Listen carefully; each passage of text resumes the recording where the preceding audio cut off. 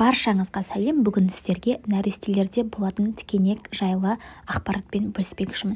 Балалардың арқасынан, қолынан, аяғынан шығатын тікенекпен семечкенің бір-біріне қатысы жоқ. Яғни оны көп адамдар жүкті кезде семечке жаққаннан деп ойлайды. Бірақ оның себебі басқаша. Бала өмірге келгенде оның терісі бірнеше тәуліктен соң түлеп жаңара бастайды.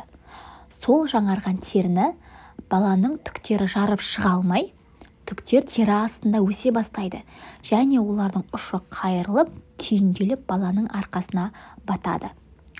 Ондай жағдайда бала мазасыз, жылауық, арқасымен жатқанды ұнатпайтын болады. Тікенек баланың арқасында, білегінде, санында көп кездеседі. Тікенек бар екен қалай білуге болады? Баланы шомылдырып, ішімен жатқызып, арқасын балаларға арналған гипоаллергенді маймен 3 минуттай массаж жасасақ, қара түйір тікенектер шыға бастайды. Немесе майдан бөлек анасының өзінің сүтімен 3 минуттан кем емес массаж жасайтын болсақ, қара түйір тікенектер шыға бастайды. Бірақ бұл барлық балаларда бола бермейді.